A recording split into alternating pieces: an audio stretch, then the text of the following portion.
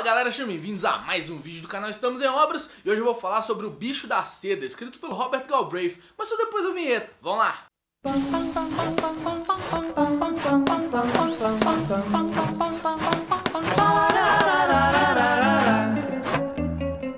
Esse daqui é o segundo livro do detetive Cormoran Strike, escrito pela J.K. Rowling sobre o pseudônimo de Robert Galbraith. Eu já fiz um vídeo sobre o Chamado do Cuco, que é o primeiro livro dessa série, e nele eu explico um pouquinho melhor sobre o detetive, sobre as características dele e como que foi a apresentação. Eu vou deixar aqui nos cards, porque eu vou fazer igual a Rowling, vou pular qualquer introdução e vou falar diretamente sobre esse segundo volume aqui. O livro começa alguns meses depois do caso da Lula Landry, que é o caso retratado em O Chamado do Cuco. A situação financeira do Robert Galbraith está um pouquinho melhor, porque a cartela de clientes dele aumentou, só que esses clientes se consistem basicamente em mulheres e homens que estão procurando infidelidade em seus parceiros. E no meio desse marasmo que tá aí na vida dele, ele recebe a visita da Leonora Quine, que é a esposa do escritor Owen Quine. Ele tá desaparecido há alguns dias, mas isso não era tão incomum assim, porque ele tinha o costume de sair, se hospedar em algum hotel e entrar em contato depois. O mais estranho é que se passaram 10 dias e ele ainda não entrou em contato com a esposa. Por isso ela vai atrás do Cormoran Strike e ele, contra todas as expectativas, acaba pegando o caso mesmo sem ter uma perspectiva financeira muito forte por trás. A partir daí começam as investigações pro Cormoran descobrir onde está escondido o Owen Quine. E quando ele começa a construir quem era a pessoa, né, quem era o escritor, ele vê que ele não era uma pessoa muito querida no meio dele e que principalmente ele desapareceu largando para trás um livro que era chocante assim. Esse livro é chamado Bombyx Mori, que é o nome científico do bicho da seda, por isso o título do livro aqui. E nesse livro ele tratava de todo mundo que ele conhecia de uma forma muito sarcástica e uma forma assim bem depreciativa mesmo. Então não é difícil entender por que estava todo mundo muito puto com o Owen Quine e não queria nem ver a cara dele. O livro tratava as pessoas de uma forma muito grotesca, e à medida que você vai lendo O Bicho da Seda, que o Cormoran Strike vai apresentando como que esse livro tratava as pessoas, você vê que, pô, eu também ia ficar muito puto se ele me tratasse desse jeito. E à medida que as investigações prosseguem e o Cormoran Strike vai tentando descobrir onde o Quine se escondeu, ele descobre que o escritor tinha uma casa em parceria com um outro amigo escritor dele, que era uma casa praticamente abandonada, vai lá só pra checar e acaba encontrando o corpo do Quine. Mas não encontrando o corpo simplesmente morto. O corpo parece que passou por todo um ritual que condiz com o final de Bombyx Mori. Por causa da cena do crime, de tudo que foi descrito pelas testemunhas, a principal suspeita do crime é a esposa do Owen. Só que ela é cliente do Cormoran e ele tem total convicção de que ela não é culpada. Pra começar a falar o que eu achei do livro em si, eu tenho que falar que o universo retratado aqui me agradou muito mais do que o universo retratado no primeiro, no Chamado do Cuco. Aqui a J.K. Rowling consegue explorar muito melhor o mercado editorial, traz fatos daquele lugar, as pessoas ali são bem retratadas, coisa que talvez não tenha sido tanto no primeiro, que falava muito do mercado da moda. Ele também dá um destaque maior pro método que o Strike usa para poder investigar o crime, que é através de interrogatórios. Ele tem que interrogar todo mundo que está envolvido e os métodos que ele usa para interrogar são bem descritos aqui, bem mais descritos do que no primeiro livro. E também muitos personagens destacam a boa memória do Cormoran Strike, porque pra você ser um bom detetive você precisa de uma boa memória e ligar bem os fatos. E o Cormoran Strike nesse livro aqui fica bem evidente que ele consegue fazer isso. E outra coisa que é muito interessante aqui nesse livro, na forma que ele foi construído, é que todos os personagens estão muito interessados na investigação. Seja por eles terem ficado chocados com a morte do Owen Quine, ou por eles estarem diretamente envolvidos no livro, né, ele terem sido retratados no livro, todos eles querem conversar com o Cormoran Strike. Todos eles buscam o Cormoran Strike atrás de alguma coisa. E é por isso que eu falei que os métodos de interrogatório são muito mostrados, que como todo mundo está interessado em conversar, o Cormoran tem que ficar muito atento para extrair a verdade, né? Tentar extrair o máximo daquelas pessoas que estão indo atrás dele por causa de algum interesse. Isso foi muito bem explorado no livro e eu acho que esse aqui é o grande tchan do detetive, assim, o que ele consegue fazer de melhor. Só que apesar de eu ter gostado de toda a temática dele, da forma que foi abordada, esse livro aqui carrega os mesmos problemas que eu apontei quando eu fiz o vídeo sobre o Chamado do Cuco. A ação do livro é muito lenta. Vocês estão vendo que o livro é grande, o livro é grosso, né? Um livro de detetive muito grosso, ele tem que acontecer muita coisa. Só que esse aqui a ação é muito lenta. Eu acho que muito disso é por causa do método de investigação que o Cormoran Strike usa. Eu já falei aqui que o método principal do Cormoran Strike é fazer interrogatórios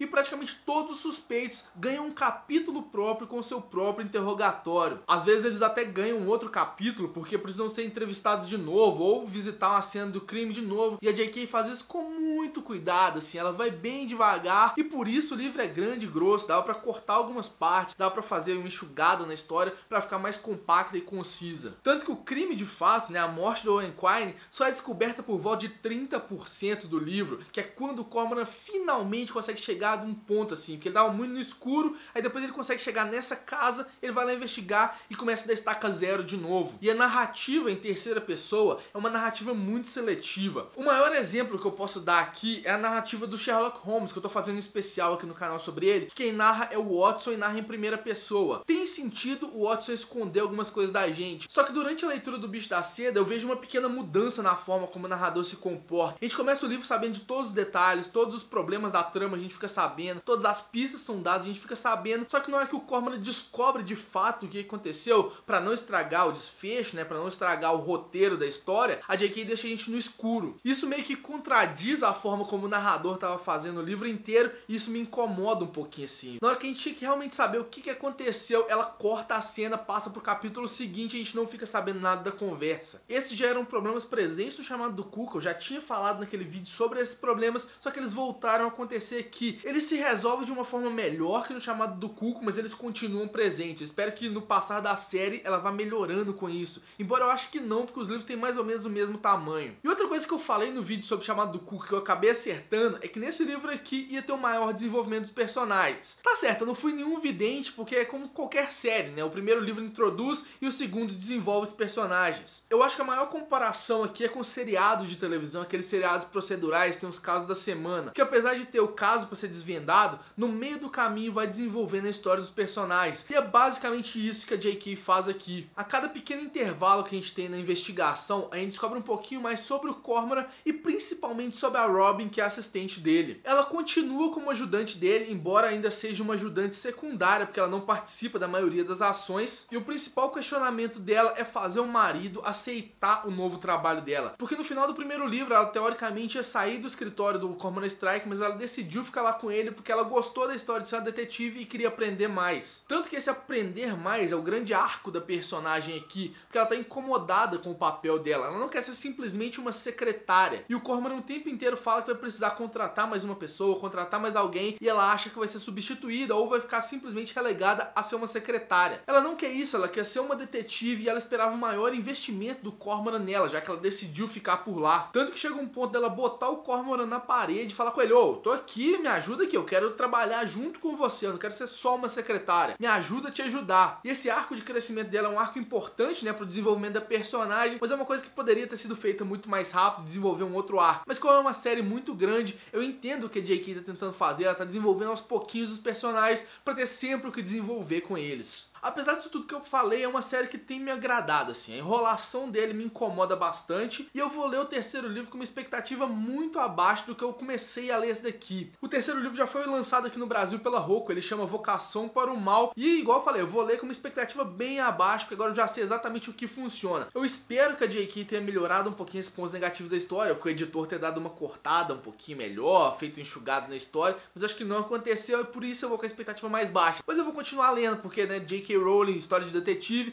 e eu vou continuar lendo de qualquer forma. Então é isso, faça as coisas de sempre, curte, compartilha o vídeo, mostra pros amiguinhos, se inscreve no canal se não for inscrito, e você já leu o Bicho da Seda, ou já leu o Chamado do Cuco também, comenta aqui pra gente poder conversar. E você já leu Vocação do Mal? Ele saiu tem pouco tempo, eu nem comprei ele ainda, mas você já leu? Comenta aqui pra gente poder conversar um pouquinho, sem spoiler mesmo, só o que você achou do livro, qual que você gostou mais, pra eu poder me empolgar um pouquinho melhor com a leitura, beleza? Um beijo e até o próximo vídeo.